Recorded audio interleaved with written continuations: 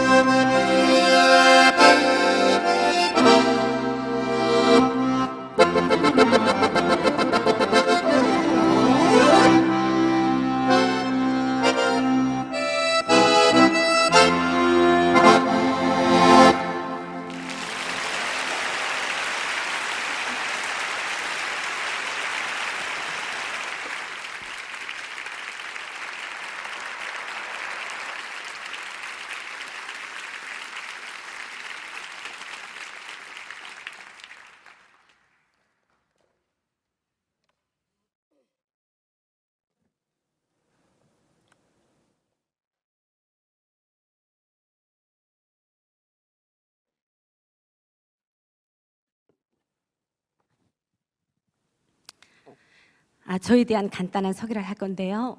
저는 20여 년 전 현역으로 저 북한을 탈영하여 대한민국에 입국했는데요. 하나님의 은혜로 총신대학교 교회음악과에서 작곡 전공으로 학부와 대학원을 졸업하고 또 우리 북한 결식 아동들을 위해서 국제사랑재단에서 파송 선교사로 7년을 사역했습니다. 현재는 미국에 거주하고 있으면서 미국 유학을 마친 남편과 함께 주님의 콜링을 받아서 이렇게 우리 해외에 있는 북한 노동자들을 섬기는 UMI 선교회를 제가 섬기고 있는데요. 저희 UMI 선교회는 UMI Unity Mission International. 저희 UMI 선교회는 그리스도 안에서 십자가 복음으로 하나님과 분단된 북한, 한민족, 한반도를 하나님과 통일시키는 그런 사명을 가지고 백두에서 한라에서 땅끝까지 그리스도의 복음으로 하나님과 하나 되게 하는 사역을 전방후방에서 활발히 감당하고 있습니다. 먼저 북한이 그리스도 안에서 하나님과 통일되고 한반도 한민족이 하나님과 하나 될 때 그것이 바로 진정한 통일인 줄 믿습니다. 물리적 통일은 하나님이 도움으로 주실 것입니다. 아멘. 맞습니다. 우리 먼저 기도로 나가기 원합니다. 나의 형제 곧 거리게 친척을 위하여 내 자신이 저주를 받아 그리스도에서 끊어질지라도 원하는 바로라. 살아 역사하시는 하나님 아버지, 이 시간 저희들을 이 한자리에 모이게 하시고 사도 발과 같이 동족을 향한 하나님 아버지의 사모하는 마음을 크게 하시니 감사드립니다. 하나님은 이 한반도와 한민족의 유일한 주권자이심을 고백하며 하나님께만 모든 영광과 찬송을 올려드립니다. 하나님은 1907년도 평양 대봉을 통해 이 민족을 성령으로 인치시고 제사장 민족으로 선택하셨습니다. 그러나 신사 참배와 김씨 왕조 우상 숭배로 지금은 하나님과 원수된 민족이 되었습니다. 여전히 한반도 절반 땅에서 우리 민족은 하나님의 찬송과 영광을 한 가증한 우상에게 돌리고 있습니다. 여전히 하나님을 배도하고 있습니다. 우리 한 민족의 우상 숭배 죄악을 용서하여 주시옵소서. 살아 역사하신 하나님 아버지, 북한 땅과 북한의 2,500만 영혼들이 그리스도 안에서 주님의 십자가로 하나님과 통일되게 하옵소서. 한반도 한민족이 그리스도 안에서 주님의 십자가로 하나님과 하나 되게 하옵소서. 하여 제사장 나라와 제사장 민족으로 거듭나게 하여 주시옵소서. 오늘 이 시간을 통해 한반도 한민족을 제사장 나라와 민족으로 회복하려는 사명 품는 시간들로 되게 하여 주시옵소서. 예수님의 이름으로 기도드리옵나이다. 아멘. 저는 부끄럽게도 1998년 2월 중순 여군의 몸으로 저 북한 땅을 탈영하여서 중국을 거쳐 대한민국으로 입국한 탈영병입니다. 예. 조선인민군 경비대 372-1671 군부대에서 경비 제2분대장으로 군사복무를 7년간 하던 중이었고요. 제 군사병종은 선전선동원이었습니다. 선전선동원이라는 것은 김일성, 김정일의 교시한 말씀들, 분기마다 해마다 내려오는 007 김정일 최고 사령관의 군사 명령들을 전 군인들과 장병들에게 보급하고 전달할 뿐만 아니라 문자 그대로 선전선동, 선전 모이면 선전하고 입으로 선전하고 선동 흩어지면 전하고 여러분 나를 따르시오. 늘 앞장에서 이렇게 앞잡이로 달리는 그런 선동원이었어요. 또 뿐만 아니라 또 새 노래 보급, 봄마다 그 김일성과 김정일 우상 숭배하는 그런 새 노래 보급, 그리고 해마다 열리는 군무자 축전, 그리고 동계 하계 훈련시마다 이 강행군 하는 우리 부대 동부들 뒤를 같이 따르면서 힘내라 그대들이여, 그대들의 안녕은 저국의 안녕이여, 그대들의 건강은 저국의 건강이라, 하나 둘 하면서 뒤에서 목이 터지는 줄 모르고 그렇게 격려하면서 최선을 다했던 제 자신입니다. 그런데 제가 이렇게 최선을 다하면서 또 모범 군인으로 선전선동은 아무나 하는 거 아닙니다. 충성심이 높고 그만큼 남보다 뛰어나야 해요. 제가 그렇게 될 수밖에 없었던 저희 가족 환경이 있습니다. 저희 아빠, 엄마 두 분이 다 교육자들이시고 평생을 후대교육 사업에 앞장서시며 후대들을 김일성 수분자로 주총이 공산주의 혁명으로 키운다고 누구보다도 고지식하게 후대교육 사업에 앞장서셨던 열성당원 공산당원들이시어서 저희 자매들에게 특별히 엄격하셨어요. 전 아직도 아마 죽을 때까지 잊지 못할 겁니다. 잠자리에 딱 깨나면 벽에 걸어놓은 김일성, 김정일의 그 김부자 초상화 먼지 닦는 행사를 초상화 정성 사업이라고 하고 있습니다. 정성 사업을 바들바들 떨면서 겨우 모시고 내려오면 앞에 놓은 죽물 매끄러 놓고도 아버지 엄격한 목소리 제창 시작하면 경례하는 아버지 김일성 대원스님 고맙습니다. 친애하는 지도자 김정일 선생님 맛있게 먹었습니다. 이게 감사기도죠.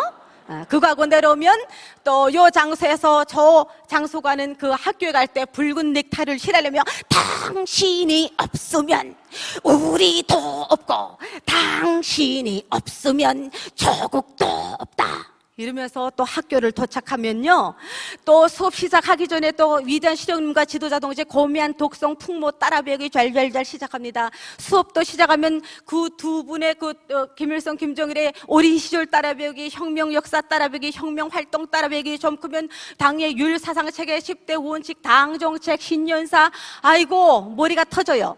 근데 그래도 토요일 되면 당무는 왜 그랬습니까? 똑바로 말하십시오 하면서 막 핑거포인트 손가락질을 하면서 투쟁 속에서 그렇게 아주 날마다 칼날 같은 삶을 살았는데, 저는 거기서 나 이거 하기 싫어, 난 이거 할 거야, 내가 자유의지 선택을 가져본 적이 없어요. 왜냐하면 난 어렸을 때부터 자라면서 내 언니, 형님, 누나, 온 가족 남들도 그렇게 나와 똑같이 그 지정된 스케줄에 맞춰서 누구나 의견 없이 부리며 살아오는 것을 나는 봐하면서 같이 젖어서 살았기 때문에 사람은 이렇게 사는가 보다 하면서 그렇게 받아들이고 살았던 거예요. 그게 이제 세뇌교육이죠. 그렇게 열심히 살고 있던 와중에 갑자기 여러분 1994년 7월 8일 무슨 날인지 아십니까? 몰라요? 예. 바로 북한의 위대한 실용 김일성 동지, 민족의 태양, 전설적 영웅 김일성이가 온 북한 인민들 앞에 시체로 번쩍 나타난 날입니다. 위대한 실용 김일성 동지의 서구에 대하여. 여러분 들으셨죠? 막 이춘희 아나운서 울먹울먹거리면서 막 나오는 거예요. 그때가 제가 94년 7월 8일 새벽 2시 제가 바로 고초장 근무를 서고 있던 현장이었습니다. 제가 총을 메고. 그런데 방송에서 폭발해서 인면무력부 방송에 막 빵빵빵빵 울려 나와요. 저는 처음에 이걸 들으면서 누구 겪어봤습니까? 난생 처음 이런 방송을 들어요. 아야, 살다 보니 이 새벽에 남이 다 자니까 이 별이고 일이 다 있네. 중앙방송도 실수할 때가 있구나야 하면서 요 정도로만 간주할라 했는데 제 눈앞에 믿을 수밖에 없는 상황이 마구마구 펼쳐집니다. 제가 하나님 은혜로 제가 대한민국에 와서 군부대 강연을 많이 다녔는데, 여기는 군인들이 숙식하는 데를 내무라 그러더라고요. 우리는 병실이라 그래요. 그 병실 옆에 우리 소대장, 중대장, 사모님들이 사택이 있어요. 그 사모님들이 맨발바람으로 오열을 하며 수령님 하며 달려나오는 겁니다. 그 정문에 나와서 김일성, 김정일의 원형동상에 쌓여 거기 쩍 붙더니 온갖 오열을 다 하는 거예요. 수령님, 저희들을 두고 어디 가신단 말씀입니까? 안 됩니다, 안 됩니다. 여러분, 이것을 보고는 어찌 긴가민가 하겠습니까? 저는 설마 하다가 이것이 설마가 아닌 진짜라는 것이, 진짜야 이게? 어머, 진짜였어? 딱 박히는 순간 숨이 꼭 멈추며 저는 그 자리에서 뻣뻣하게 그 자리 근무 도중 확 졸다고 말았습니다. 제가 저를 절도시킨 가장 큰 첫 번째 원인, 지금까지 우리가 세뇌되며 교육받았던 수령님은 이렇게 죽고 사는 인간이 아니에요. 해와 달이 바뀌어도 영생하시는 분이십니다. 왜? 그분은 조선의 하나님이시기 때문입니다. 그런데 수령님 죽었대요. 첫 번째 충격, 김일성이 수령님이 우리와 똑같이 죽고 사는 존재였어? 그분도 사람이었어? 그때 놀랐어요. 두 번째로, 수령님이 죽었으니 이제 나도 끝장이야. 왜요? 우리는 북한이 중앙 집권제식 사회주의 식량 배급 제도잖아요. 이 애들은 몇 그램, 어른은 몇 그램 다 그램 수별로 국가에서 배급 타먹고 그때마다 산다고요. 이 배급을 누가 줍니까? 수령님이 주셨지요. 그래서 우리는 맨날 타먹고 탔을 적마다 인민을 위한 그 수령님의 사랑과 은혜에 보답하자 맨날 이러며 받았었는데, 수령님이 덜컥 죽었으니 누가 우리를 먹여 살린다는 말씀입니까? 그 뭐 당장 이 시기주부터 걸렸어요. 그냥 이 두 가지가 땡 하는 바람에 저는 숨이 꺽, 수령님이 죽었으니 나도 끝장이야 컥, 저는 숨이 퍽 막히며 군무도중 졸도하고 말았습니다. 그런데 내 의지와는 상관이 없이 제가 군무도중 졸도한 사실이 사령부까지 보고가 되었습니다. 이동무는 어버이 수령님에 대한 높은, 이동무의 행동은 어버이 수령님에 대한 높은 충성심의 표본이요, 우리 군인들이 따라 배워야 할 고귀한 귀감입니다. 최고 사령관 김정일. 아유, 제래 이래봬도 김정일 최고 사령관 표창, 친필 표창까지 받았댔어요. 그때는 아주 이게 정치적 생명이 빛난다고 좋아했는데 주님을 만나고 나니까 제가 얼마나 부끄럽고 회개했는지 모릅니다. 그런데 김일성 죽음도 죽음이지만 김일성이 죽으면서 온 나라 방방곡곡에 공급되던 사회주의 배급제도가 한 번에 다 끊기며, 여러분 아시죠? 태풍 매미가 일어나면서 그때 한 번에 무더기로 고난의 행군이 시작되며 북한 전역에 300만 이상의 아사자가 생겼습니다. 그런데 아시는 분은 아시겠지만 북한은 선군 정치, 군제일주의예요. 수백만 인민들은 굶어 죽어도 평양 왕국과 군인은 먹고 살아요. 왜? 군인은 나라를 지키고 이제 김정일이가 최고 사령관으로 앉으면서 군에게는 다 보장이 됐기 때문에, 저는 원래 백미 800을 먹었는데 식량난 겹치면서 우리 군인들에게 강냉이 밥을 줬어요. 그래도 자가 굶지 않고 먹고 꺾이면서 강냉이 밥을 먹고 살았다고요. 그래서 여기저기서 무더기로 굶어 죽었대, 사람이 인육을 먹는데 듣기는 다 들었지만 나하고는 상관이 없는 일이에요. 나는 먹으니까 뭔지도 와닿지도 않아요. 그런데 어느 날 저희 부대로 전화 한 통이 딱 날아들어옵니다. 그날이 바로 잊을 수 없는 1998년 2월 중순 어느 날입니다. 우리 부대로 저희 고향에서 전화가 날아들었습니다. 동사무소장이랍니다. 낮은 목소리로 저에게 마음의 준비를 하라며 하는 말이, 저의 아빠, 엄마, 큰언니, 세 식구가 자기네도 오늘 아침 발견했대요. 굶어서 돌아가신 지 오늘 아침 보니 3박 4일째 정도 됐답니다. 늦어도 오후 5시까지는 도착하여서 네 가족 상황 얼굴 신원 확인을 해줘야 우리가 조직적으로 묻어준답니다. 나는 무슨 상황인지, 이게 무슨 말인지 와닿지를 않았어요. 굶어요? 와요? 죽었다고요? 우리 아빠 엄마가요? 와요? 정신을 놓고 정신줄 놓고 와뭐 오벙벙 하니까 우리 정치원 동지가 나를 달래요.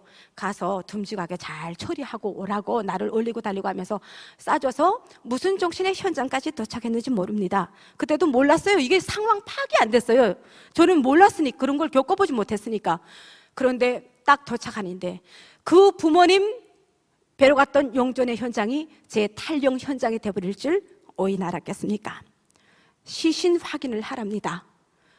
저는 난생 처음 그런 시신 더미를, 무더기 시신 더미를 처음 봤습니다. 북한에서 저희들이 교육용으로 이렇게 정치범들 이렇게 쏴 죽이는 공개 처형은 교육용으로 한두 번 봤어요. 여러 번 봤어요. 그런데 이렇게 시신들이 하나같이 이게 저거 같고 저게 이거 같아요. 통나무 같아요. 다. 그 뻣뻣한 무더기는 저는 태어난 난생 처음 봤어요. 저는 지금 그게 하나님, 우리 부모님들의 얼굴, 우리 가족들의 얼굴을 하나하나 분간 못하고 못 알아본 게 나는 하나님 은혜라고 생각합니다. 그때 다 알아보고 그 눈빛을 내가 마주했다면 지금까지 남아서 나를 미치게 만들었을 거예요. 그런데 제가 그걸 보는 바람에 너무 부끄럽지만 아빠, 엄마, 언니 이거는 언제간데 없고 무서워요. 이 시체 때문에 마냥 무서워요. 제 나이 21살, 해는 나이 22살인데 난생 처음 보는 이 시체 때문에 와들와들 떨다가 그냥 다리 힘이 없어서 벌렁 쓰러져 버렸어요.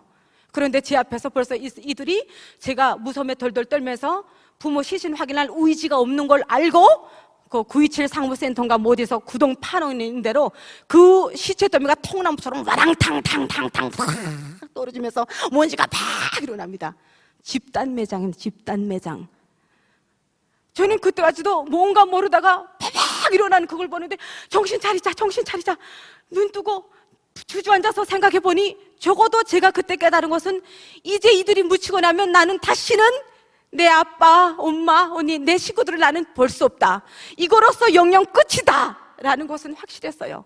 그걸 알고 나니 갑자기 대포알 만한 대포알이 제 가슴에 와서 팡 구멍 뚫고 지나가는 그 아픔과 통증에 저는 숨이 뻥 막히는 것 같았어요. 그런데 또 가슴 아픈 게 뭔지 압니까? 곰곰이 생각해보니 왜 죽었다고요? 굶어 죽었대요. 굶음이 뭔데? 나는 이들이 굶어서 시체로 있는 어젯밤에도 이럴 줄 모르고 나는 통각내기를 씌우며 먹고 꺾인다고 불평하고 있었다고요. 그런데 생각해보니 굶어 죽는 것은 그 자리에 팔싹 총 맞아 죽는 거하고 달라요. 굶기 시작해서 죽기 직전까지 적어도 보름 20일이라는 기간을 얼마나 말짱한 정신에 먹겠다고 태동하면서 얼마나 운신 못하고 더 떨어지고 떨어져 죽기까지 생사람을 말려 죽이는 그 과정이 미치겠더라고요. 얼마나 오죽했으면 저희 부모님들이 그 배고픔을 채우겠다고 옛날에 풀칠해서 벽 발라놓은 벽지 다 뜯어먹고 장판 다 뜯어먹고 돌아가셨겠습니까? 엄마! 나 혼자 밥 먹어서 미안해. 내가 잘못했어.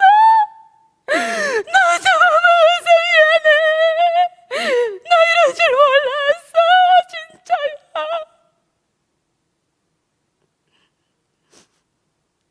내 식구 통째로 굶어 죽는 것도 모르고 내가 투정 원망 불평한 것부터 내가 그들 앞에 이들의 이것부터 모르고 살았다는 그 자체가 내가 내 식구들을 굶어 죽인 내가 죄인 같더라고요. 고개조차 들을 수 없었습니다. 그런데 다음 순간 정신이 번쩍 드는 것이 아니 도대체 나는 그래서 당과 실형을 위해서 총을 메고 싸운다 하는데 우리 아빠 엄마 당을 내서 얼마나 죽을 듯이 충성했습니까? 그런 충성스러운 공산당은 저희 아빠 엄마를 외면한 이 당과 실형, 내가 그들을 위해서 이전처럼 모른 척하고 강냉이 밥을 씹으며 먹을 자신 저 없습니다. 차라리 죽으면 죽었지 나 돌아갈 수 없습니다. 내 식구 다 굶겨 죽여놓고 제가 무슨 팔에 목구멍에 그게 돌아갈 것이며 아닌 듯 어떻게 내 부대에서 총을 메고 내 식구들을 굶겨 죽인 당과 실형을 위해서 내가 복무를 할 수 있습니까? 걷어 치우시오. 속아 살았습니다. 기만당했습니다. 그 당과 실형에 대한 속임수 기만당한 그 배신감에 이를 악물고 죽으면 죽었지 그 땅으로 다시 돌아갈 수 없었습니다. 제가 그 땅을 그와 동시에 털령을 결심한 것이 16살 난 남동생이 하나 살아남아 있었습니다. 말이 16살이지 국도의 영양실처럼 제 아코디언만한 무게예요. 앉아서 뭉개고 걷지를 못해요. 그런데 목숨이 할딱할딱거리는데 누나 나 살고 싶어. 나 좀 살려줘. 마지막 식구들이 저에게 꼭 살리라고 남겨준 책임덩이처럼 느껴졌어요. 그래서 이 동생을 살려야 되겠습니다. 그 동생을 들쳐업고 죽긴 내 죽네 이 새끼야. 사료야디 누나가 있는데 사료야디. 어차피 저는 군인이라 지정된 시간 안에 도착 안 하면 나는 이탈병이요. 저는 탈영병이 돼서 군법적으로는 처형당하게 돼요. 저의 동생 이대로 방치해도 죽습니다. 우리 둘은 이제나 저제나 우리는 이래도 죽고 저래도 죽어요. 이래도 죽고 저래도 죽을 바에는 살 길을 찾아서 좀 죽어도 가다 죽자. 살 길을 찾아서 지금 걸을 수 있을 때, 지금 뭔가 생각할 수 있을 때 좀 희망을 찾아서 가다가 죽자. 지금 하나님께 너무 감사해요. 그때 빨리빨리 움직인 것이 하나님이 주신 지혜라고 생각합니다. 그래서 제가 그 땅을 탈영할 결심을 하고 중국 도문으로 목표를 향했습니다. 왜 도문이냐면 도문은 저희 아버지가 태어난 곳이고 67년도 북한으로 상해음악대학을 졸업하시고 67년도 북한 나오셨어요. 맨날 야 임마 아빠 늘 배고프실 정도다. 아빠 고향에 가면은 옥수수잎 팔뚝만 하다. 두부 한에 니 대갈통만 하다. 뭐 따먹다 배 터진다. 맨날 들었어요. 배는 안 터져도 내 굶어자고 하는 동생 강냉이 한 인사군 먹이고 죽어야 되겠습니다. 그래야 내가 식구들 앞에 책임을 다하는 것 같습니다.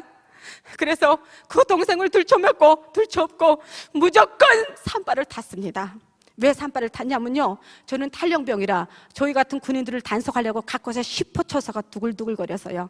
10호 처사에 걸리면 저는 낙 걸려가면 끝이에요. 동생 죽어요. 그래서 거기에 안 걸리려고 산발을 탔는데 하나님은 얼마나 감사합니까? 지금 돌아보니 하나님이 나에게 그 18일 날 탈영을 산속에서 잘 견디게 하시려고 7년 내내 인민군 군인으로 이렇게 정신적으로 육체적으로 준비시켜 주신 줄 믿습니다. 여호와 일의 하나님을 찬양합니다. 그 하나님이 그 동생을 이끌고 제가 메고 무조건 산발을 탔는데요, 이 우욕도 처음엔 충만했는데 그것도 아무것도 안 먹고 걷기를 3박 4일째 지나니 바닥이 납디다. 그것보다도 동생은 만성으로 자꾸 금단하니까 그런 죄로 시러리 같은 목숨을 연명하고 있는데 나는 목돈 사람이라 갑자기 먹다가 이 단절되고 끊기고 배고프고 하니까 3박 4일 딱 지나니까 눈에 배운 게 없어요. 해롱해롱하고 고름이 안 되고 내 몸이 컨트롤이 안 돼요. 그런데 하나님 얼마나 놀라우지 아십니까?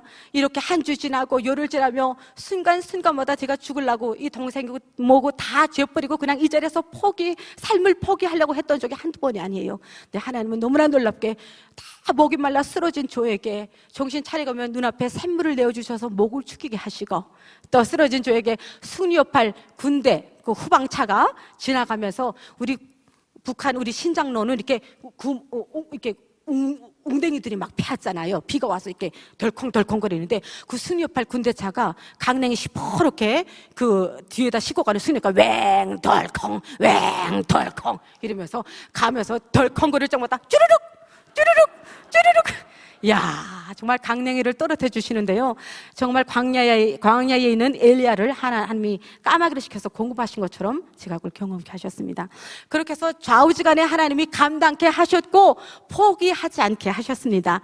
그래서 2월 중순에 떠난 곳이 3월 초에 두만강 앞까지 도착했는데요, 우영만 앞섰지 정작 도착하고 나니까 정말 최악 상태로 왔어요. 제 몸이 컨트롤이 안 돼요. 그런데 동생이 자꾸 뒤에서 실신하고 뭐 이러다가 둘 다 초상 나겠더라고요. 뭐 생각할 수 없어요. 차관 빨리 건너고 보자. 막 두만강에 몸을 던졌어요. 그런데 딱 몸을, 그때가 3월 초라 제 기억에 오름장이 텅텅 이만하게 막 떠내려갔어요. 거기를 확 뛰어들었는데 제가 남양교도 밑으로 뛰어왔거든요. 꾀도 없이 그냥 정신력으로만 뛰어들다 나니까 가장 넓고 깊은 데로 막 뛰어들었어요. 그거고 막 오는데 제게 기억나는 것은 숨 좀 쉬겠다고 막 보닥대며 숨 쉬겠다고 물을 막 오부적거렸던 기억밖에 안 나요. 귀가 앵하고 무슨 정신에 어떻게 정신을 이렇게 건너는지 몰라요. 근데 위에서 보니까 우리가 그 다리 밑으로 이렇게 건너왔는데 다 내려고 보니까 이게 또 내려고 하면서 그래도 저쪽 중국 무트로 제가 도착했던 거예요. 근데 이 군복이, 물에 젖은 군복이 얼마나 무거운지 천군 무게입니다. 기 물물 나는데 그 새벽에 건넜는데 계속 몸 끌고 털썩하죠. 야, 좌우지간에 뭐 건넜지 않았니? 야, 살았다. 이제는 죽을 일 없다. 뭐 기후 가던 뭐 어디 가던 이젠 이거 건넜으니까니 죽을 일은 없다 하면서 아유 간도히 숨을 쉬면서 이러려는데 느낌이 이상해요. 뭔가 조용해요. 뭐가 있었는데 뭐였지? 웬일입니까? 제 등에 조잘되면서 보름 내내 18일 내내 업고 왔던 동생이 없어져 버렸습니다. 근데는 제 몸 하나 추스르기 바빠서 저 숨 쉬려고 내 몸 그러려고 뽀뽀하면서 겨우 정신 차리고 무틀 도착했더니 간신히 메고 온 동생을 두만강에 떠내려보내고 저 혼자 굶었습니다. 근데 사람이 그래도 그동안 참았던 것은 목적이 있어서 참았어요. 목적이 있어서 견뎠다고요. 동생이 목적이었어요. 그런데 그 목적인 동생이 없어져 버렸어요. 제가 살 의미가 없는 거예요. 메뚜기처럼 거기서 거기 국경경비대 애들 총을 막 겨누고 있는데 쏘겠으면 쏘고 말겠으면 말고 내 동생 없는데 내가 이제 뭘 어떻게 사냐고요. 강바닥에서 막 찾으면서 미친 듯이 메뚜기처럼 뛰다가 그냥 내 돌불에 건져서 거기서 그냥 확 쓰러져 정신을 잃어버렸습니다. 얼마나 흘렀는지 모르겠지만 눈을 떠보니까 제가 한 조선족 가족에 의해서 구출받았고요, 제 눈에는 움직이지 말라고 내 손에 링게로, 팔에 링게로 다 꽂고 이렇게 지금 그 수액을 막 투여하고 이런 회복 상태였습니다. 그런데 우리 그 도문에 있는 저희 아버지, 친형제, 삼촌, 고모들이 다 계셔요. 근데 이분이 너 도대체 누구 찾아왔나? 북한에 같은데 맞다고. 우리 삼촌 뭐 이종국, 이종회 뭐 이러면 불렀더니 바로 다 아는 거예요. 그래서 저희 친척들이 도문시 피복공장 주임을 하거든요. 바로 다 아는 거예요. 그래서 그분 덕분에 저희 친척들을 찾았는데 저희 친척들이 너무 감사하고 고마웠어요. 야, 우리 하나밖에, 우리 형님의 딸 하나밖에 안 남은 거. 저처럼 제 사촌들이 다 남자예요. 또 여자는 저 하나예요. 또 막 공주님이라고 나를 얼마나 사랑해 주시며. 근데 제가 이 진수성찬이 들어올수록 떠들어간 제 동생 눈 떠오르고 굶어 죽은 제 식구들 놀라서 물 한 모금 마실 수가 없었습니다. 그래서 근데 제가 38kg까지 내려가지고 거의 죽게 되었어요. 제가 그랬더니 저희 삼촌이 정신이 번쩍 들었어요. 얘 이러다 죽이겠다. 그랬더니 제가 그때도 정신이 멍멍해요. 지금도 기억나는데 전 꿈꾸는 줄 알았어요. 야, 오기야, 정신 차려라. 네 아빠 풍깍쟁이 이거 랄랄랄라 하는데 네 할 줄 아니? 나도 할 줄 알았나? 선전원이었어요. 야, 그럼 네 이거 해라 하면 쳐봐라. 어디서 악고댕을 가져왔어요. 그래서 그걸 막 무슨 정신에 채봤더니 얘 니그면 된다. 이거면 네 돈 번다. 야, 다른 거 없다. 돈 벌어라. 이러면서 애들도 막 붙여주는 거예요. 근데 사람이 이렇게 한 곳에 막 집중하다가 조금 각도를 바꾸고 또 다른 데 정신을 또 집중하니까 이게 좀 덜어지면서 살게 되더라고요. 그래서 이게 또 인생인가 보다, 이렇게 살아야 되는가 보다 하면서 슬픔 꿀꺽 눈물 꿀꺽 삼키면서 그렇게 살고 있던 와중에 문득 우리 그때 한참 제가 갔을 때 중국부 조선족 분들이 한국으로 일하러 나오는 게 아주 유행되고 바람이 엄청 불었을 때예요. 근데 남조선 사람 만나버려요. 네 잘 보이면 시집 갈 수 있대요. 그래서 남조선은 개뿔 우리가 적대적 국가인데 무슨 남조선이요? 그랬는데 그러거나 말거나 자관 만나봐라 영 착하다 이래가지고 나타났는데 자매님 안녕하십니까? 이러고 나타났어요. 멀쩡한 남자가 나타났어요. 남조선 계례 맞습니까? 맞대요. 요 뿔따고 다 어디 갔습니까? 우리가 군대에서 우리가 어렸을 때부터 이렇게 뿔 날린 괴물로서 하나도 아니고 얼마나 곱게 생겼는지요. 그분은 바로 여기에서 남한에서 나오신 선교사님 목사님이셨습니다. 근데 자매님 제 말 알아들으시겠지요? 그 우리말하고 똑같네요. 뭐 생김이 어떻습니까? 스테고 없습니다. 그랬더니 그래요.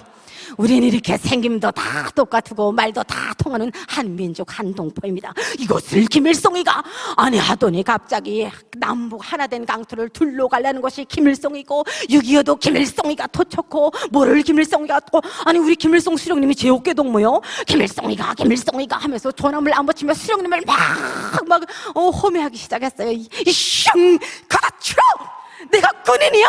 냉이 총 있으면 당신부터 쏴지고 말아서 딱 치러. 내가 군인인데 내 앞에서 김일성이가. 제가 특히 또 군이라 대남조계심 3대 거추교육이 있지 않습니까? 첫째로 미제국주의 때려 죽일 놈, 두 번째로 남조선 계례도당, 세 번째로 기독교는 약소 국가를 침입하게 한 침략의 도구. 이거 남조선 계례지요? 기독교 예수쟁이지요? 그것도 목살이 난 독살하긴 일으킨다기로 했어요. 이거 뭐 이유가 없어요. 그냥 죽어야 돼요. 나한테 내 손에 죽지 않은 거 다행으로 생각하나요? 총 있으면 당신부터 내 총알에 마주해야 돼요. 알가시오? 나가라 이러면 쪘는데 목사님이 잡돌이를 하고 왔습니다. 자매님 이러지 마십시오. 자매님 정신 차리십시오. 지난 날에는 이 두 손에 총을 쥐고 김일성, 김종일이를 위해서 싸웠다면 이제는 이 두 손에 하나님의 성경책을 쥐고 주님을 위해서 싸야 될 거 아닙니까? 자매는 급합니다. 영접하십시오. 영접하는 자 곧 그 이름을 믿는 자에게는 하나님의 자녀가 되는 벌써를 주었으니 뭐 너 뭐야 이게 뭐야? 눈 감았다 또 따 갑자기 주여 나사렛 예수 이름으로 명하노니 이 강팍한 자매의 마음에 김일성 김정일의 사단의 사상을 뿌리 뽑아주시고 이 얼음장 같은 자매의 마음에 불같은 성령의 손으로 녹여줄지어다 오 가달레스다 스칼랄라 스라박다니 스칼랄라세 불러 성령의 불러 이야 지금은 다 하니까 이해되지요? 여러분 그때 제가 북한에서 금방 나와가지고 이 모습 봤다고 한번 상상해 보시라요. 정신병자입니다. 정신병자. 무서워해. 나가라 내 집에서 나가라. 정말 물리적 행사를 해서 겨우 쫓았습니다. 목사님이 죄송합니다. 자매님 다시 하지 마요. 예 죄송합니다. 회개까지 다시는 안 오겠다고 눈물까지 흘리고 가셨어요. 그런데 다음날 아침 띵동 누구세요? 자매님 또 왔습니다. 어머나 어머나 어머나 이게 뭐니? 야, 데자부가 막 흐르는데 그때부터 시작해서 무조건 저에게 거의 5달 내내 나타나는데, 세상에 그저 입이 터면 듣거나 말거나 하나님은 어떤 분이시고 예수님은 하나님의 아들이시고 환난 날에 부르면 구원해주고 부활은 어떤 것이고 너무나 줄창 들어서 제가 막 다다다다다다 외워버렸어요. 그런데 뭐 다른 건 이랬다 저랬다 치고 뭐 내가 원래 듣지도 않고 믿지도 않으니까 다 뭐 허튼 소리니까. 그런데 제일 거슬리는 소리가 하나 있어요. 아니 입만 뻥긋하면 죄인이래. 누가 죄인이야요? 자매님도 죄인이고 나도 죄인이고. 아 내가 왜 죄인이야요? 나 죄인 아니야요? 나 차라리 굶어 죽으면 죽었지 내래 도둑질 한 번도 못 해봤다고요? 그래도 죄인이래요. 옆구리에 자매님 살리시려고 우리 예수님의 옆구리에 창을 찌시고 피를 토하시며 오늘하셨대요. 누가 죽으라 그래시오? 예수가 누구야요? 나 그딴 사람 몰라요. 날마다 그랬는데 다 싫었는데 그 죄인이라는 게 제일 싫었어요. 제일 듣기 싫었어요. 정말 거슬립니다. 근데 그 중에 제가 하나 딱 용납한 게 있어요. 제가 이렇게 음악을 좋아하는 것을 목사님이 아셔서 날마다 찬양 테이프를 가득 갖다 주셨어요. 그거는 싫지 않습니다. 근데 지금 보니 찬양 테이프, 나는 음악 테이프라 생각했는데 그게 다 찬양 테이프였어요.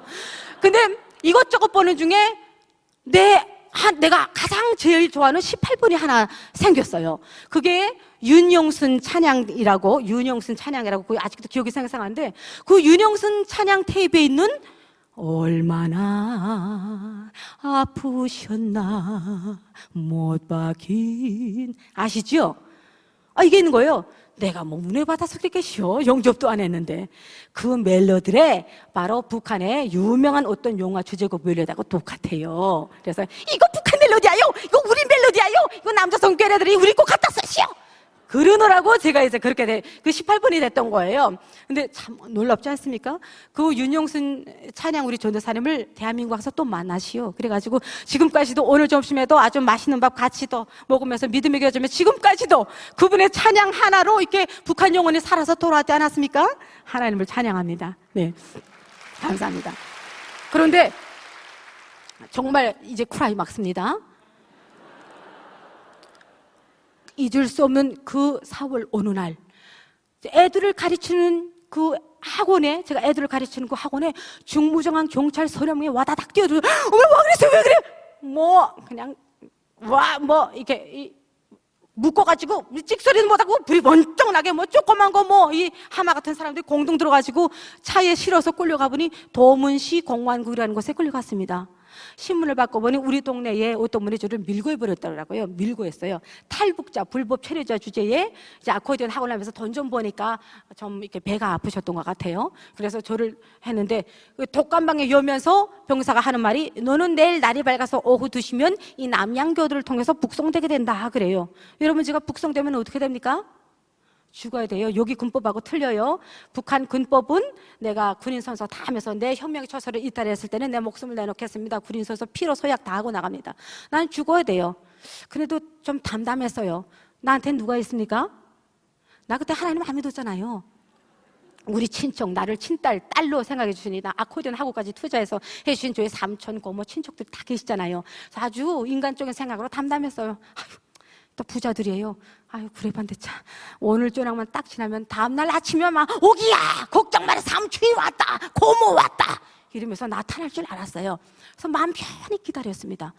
그런데 다음날 내가 얼마나 배퍼되게 세게 마음 편히 기다렸는지 다음날 눈 떴더니 해가 중천에 뜨고 밖에서 공화들이 아이 수발라 밥 먹자 점심시간이 되시오. 아니 점심 어머 감사 내가 근데 이 상태로요? 삼촌 고모 어머 안 나타났어? 정신 차리고 안 나타나시오? 그럴 수가 있나? 조금 더 기다려보자. 아니야 조금 더 기다려보자. 겨우 똑딱똑딱 마음에 이 초가 막 돌아가는데 누리면서 기다리는데 어머 정말 안 나타나는 겁니다. 끝까지 안 나타납니다. 나중에 봤더니 이제 저를 뻔내려면 돈을 많이 지불해야 했어요. 그래서 저를 외면해버린 거예요. 그런데 아니 기다려도 종래는 안 나타납니다. 근데 사람이 한계가 있잖아요. 그들에 대한 우리 아빠의 친동생들이에요. 우리 아빠의 친동생. 믿음이 컸던 것만큼 그들이 안 나타나는 이 배신감이 더 커요. 믿음이 너무 크니까. 아니 어떻게 안 나타나? 당신들 내 삼촌 내 고모 맞아? 나 가면 죽는 거 알잖아. 지금 뭐가 있는 거야? 야 이놈들아! 삼촌 고모가 이놈들이 되어버렸어요. 어떻게 너한테 이럴 수 있어? 그래, 나 가면 주는 거 알잖아. 야, 나 죽으라고? 알았어. 내가 그냥 죽을 줄 알아? 그래, 내 놈 죽고 나도 죽는다. 이 복수심이에요. 이게 분노와 복수로 딱 바꿔버리면 나 절대 그냥 못 죽어. 내 놈 죽고 나도 죽어. 이 복수심과 중화 배신감에 이 복수와 중화가 펄펄 타니까 사람이 이성을 잃어버립니다. 그거 끌려가기 전에 그놈들 죽이고 나도 죽겠다고요. 대도 않는 거 그 철문을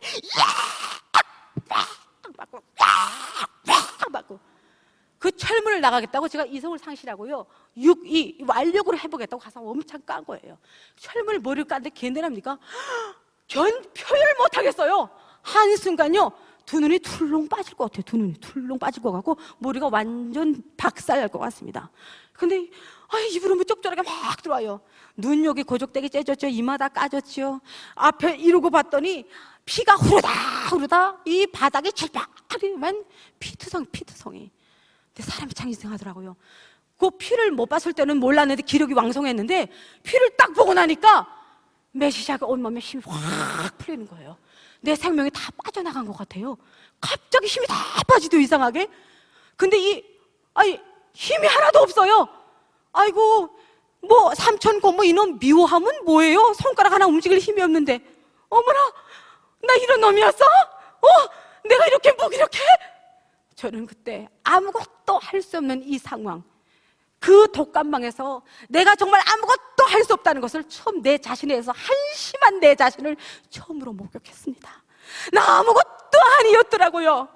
내가 할 수 있는 거 아무것도 없더라고요. 난 지금까지 내 힘, 내 능력대로 다 해온 줄 알았어요. 내가 뭐나 결심하면 다 되는 줄 알았어요. 그 순간만은 내가 할 수 있는 것이 아무것도 없었습니다. 끝내는 자포자기해버렸어요. 죽이던 살던 마음대로 해서 자포자기 상태로 왔어요. 자포자기 확 떠버리고 포기해버렸습니다. 그런데 얼마나 놀라지 않습니까? 하나님이 내 자신을 스스로 포기하고 나를 부인했더니 기적을 허락하셨습니다.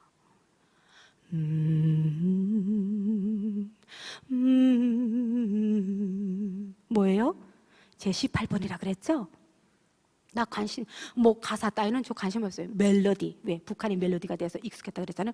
그게 딱 떠올라요. 반갑네. 어떻게 내 멜로디가 여기서 떠오르지? 정신 차리면서 주저앉았어요. 그런데 점점 이게 중폭되기 시작합니다. 나는 가사 따위 관심이 없었습니다. 그런데 이것이 또렷이 귀에 가사가 들리기 시작합니다. 얼마나 아프셨나 못 박힌 그 손과 발, 죄 없이 십자가에 매달리신 예수님까지 기억나는데 자매님과 저를 살리시고 우리 예수님의 옆구리에 창을 찌르시고 피를 토하시며 그 목사님 또 얼굴이 버떡버떡 떠있나. 어머나, 이게 그게 이거더라고요. 목사님이 말했던 게 이거더라고요. 어머나, 웬일입니까? 제가 지금 말로 여러분들에게 디테일하게 설명할 수 없는 이상한 상황이 벌어졌습니다. 그냥 내 느낀 직선대로 제가 말씀드릴게요. 이 찬양이 푸릇푸릇 살아있습니다. 가사가 살아가지고요, 이 찬양이 살아 움직입니다. 얼마나 아프셨나? 어머나, 나도 아파요. 그 얼마나 아프실까요? 예수님이 못 박힌 그 손과 발, 내 발목에도 못이 박힌 것 같아요. 나도 아파요. 그 찬양이 살아서 움직이기 시작합니다. 그 찬양 속에 고통도 신음소리도 들리는 것 같습니다. 눈 뜨면 안 보이고, 감으면 보이고, 피색이 빨갛게 보이고, 신음소리가 들리고, 내 몸도 저리고, 나도 신음소리가 나고 나도 아프고, 이게 무슨 상황인지 저도 모르겠어요. 너무나 저리고 아파요. 나도 아파요. 그런데 그 상황 속에 그 좁은 공간 안에 미움, 삼천, 고모, 복수, 미움, 증오 간데없이 사라져버리고 이 공간 안에 뭔가 매울 터질 듯이 꽉 찼는데요, 구석구석 피와 예수님의 피와. 너무나 놀라운 것은 깜짝 놀랐습니다. 나 말고도 누군가 거기에 또 있더라고요. 눈에는 보이지 않지만 느껴져요. 만져져요. 나 말고도 또 다른 인격이 그 안에 있더라고요. 그런데 얼마나 그는 크신지 무서워 덜덜 떠는 나를 꽉 옥죄주시는 거예요. 두려워 떨지 말라. 내가 지금 너를 안고 있지 않니? 내가 지금 너와 함께하고 있지 않니? 알 수 없는 그 위로와 뭔가 터질 것만 같은 이 기쁨과 알 수 없는 이것이 모든 것을 압도하는 강력한 위로와 평안이 뭐 하나 둘 막 올레차면서 여기서 팍 폭발할 것 같은데 제 입에서 폭발하는 순간 지금까지 그렇게 5달 내내 목사님에게 들으면서도 그렇게 영접기도 한 번만 따라해달라고 애걸벗고 하면서도 단 한 번도 내 입에 옮겨보지 않았던 예수님 이란 속자를 제 목에 피가 나도록 부르짖는 제 자신을 발견합니다. 예수님! 예수님 살려주세요! 살고 싶어요! 예수님이 살려주시면 이제부터 시키는 대로 다 할게요! 살려주세요! 예수님! 저는 그때 처음 알았습니다. 이제는 나를 살리실 분이 내 친척이 아니고 이 예수님밖에 없음을 이제야 알았습니다. 그런데 제 마음속에 놀랍고도 너무나 분명한 한 음성이 들립니다. 너무나 뚜렷합니다. 사람이 귀에 대고 말하는 음성이 아니에요. 설명하기 어렵습니다. 그러나 너무나 분명합니다. 오기야, 너는 죄인이다. 너는 죄인이다. 불가항력적인 음성입니다. 거부할 수 없습니다. 맞습니다. 나는 죄인입니다. 여기서 하시라요. 내가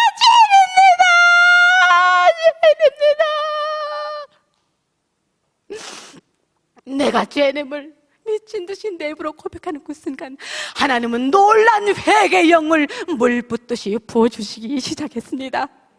너무나 놀랍게 그 목사님에게 그렇게 고부하며 그 귀하신 목사님을 그렇게 인간 이하에 대접으로 미친 듯이 물리적 행사를 하던 이 어리석은 바보 같은 나, 목사님 내가 잘못했어요. 용서하시라요. 목사님 보고 싶어요. 내가 잘못했어요.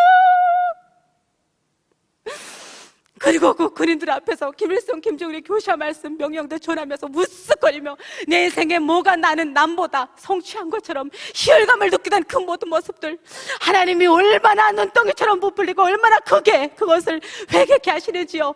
얼마나 회개가 괴로운지 아십니까? 회개는커녕 차라리 내 죄의 보따리 통째로 꿇어안고 걷어치고 자기를 죽고 싶을 정도로 내 스스로 나를 용납할 수가 없었습니다. 차라리 죽고 싶더라고요. 그런데 하나님은 놀랍게 그렇게 어린 시절에 기억조차 못했던 것 같이 다 기억나게 하셔서 회개케 하시는 와중에 난생 처음으로 그 감옥 안에서 방언의 은사까지 선물로 받게 되었습니다. 하나님이 하셨습니다. 2시가 되었나 봐요. 경찰 2명이 들어오더니 저를 바깥으로 끌어납니다. 베이추와 샌디 북한으로 나간대요. 저는 덕감망에 있어서 몰랐는데 끌려나가니까 북한 아주머니들이 여러 명이 그 호송차에 끌려있더라고. 아저씨 나 저 땅하면 맞아 죽어요. 나 저 땅하면 굶어 죽어요. 한 번만 살려주시라요. 그나 너네 나가서 죽어라. 팍 찌르고 때리고. 야, 저는 그때 탈북인들 끌려나가는 현장을 태어나 처음 봤습니다. 세상에 이건 완전히 사람이 아니요, 개 취급도 짐승 취급도 이렇게 할 수가 없습니다. 저는 그때 너무나 피눈물을 삼켰어요. 세상에 우리도 사람인데, 여러분 저희 탈북인들이 뭐 도적질을 했습니까? 사람을 죽였습니까? 우리 아무것도 한 거 없어요. 그냥 여러분처럼 하루 세끼 먹고 우리도 예배 드리고 싶은 거 그것뿐입니다. 그런데 우리가 왜 가서 죽어야 합니까?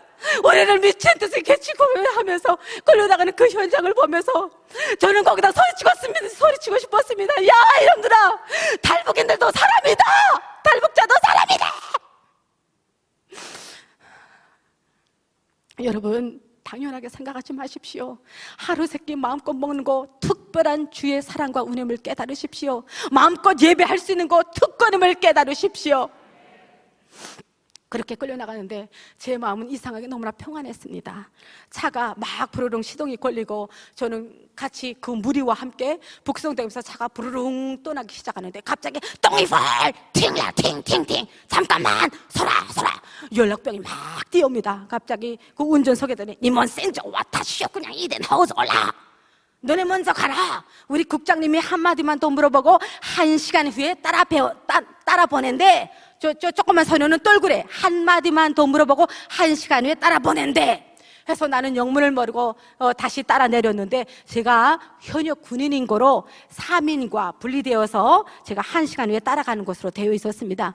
그래서 국장동지방으로 다시 제 신문 받으려고 국장동지방으로 끌어와 앉았는데, 저와 간격이 한 3m 정도 되는데, 저를 벽에 있는 퍼승줄에 다시 족쇄를 채우고 저를 물어보는데 무슨 질문을 하려는가 해서 저는 국장을 보는데 이상하게 마음이 너무 평안했어요. 그런데 저를 보는 국장 동지의 눈길이 심상치 않아요. 아유 차 하면서 이게 무슨 일이지? 이상하다. 이게 뭐야? 이거 뭐야? 저를 토글거리고 이렇게 위아래 보고 아래 보고 이상하게. 야, 그 몇 초 사이에 별 생각이 다 지나갔습니다. 내가 그냥 요리 처녀고 꼼짝없이 지금 퍼승줄 다 묶이고 깜짝을 못 하니까 나를 어찌 해보려 이러는가, 별 생각을 다 했댔어요. 이상하게 보니까. 그런데 갑자기요, 저를 이렇게 쳐다보는 그 국장 동지 얼굴이 빨갛게 되더니, 눈알이 빨갛게 되더니 눈물 흘리시면서 제 앞으로 막 오시는 거예요. 아야, 네 양스, 내 얼굴이 어디 상디 양화 내 딸과 똑같대요. 네 생김이 내 딸과 똑같대요. 아니 이럴 수가 있냐? 아, 저뭐 밍즈 이름 뭐야? 와서 리위 옥이요. 리옥. 아야, 도스일라 몇 살이에요? 알스랄 25살이요. 아유, 차이런 나이도 똑같아. 여러분, 제가 그 국장동지 딸과 생김과 나이가 똑같대요. 어떻게 이럴 수가 있습니까?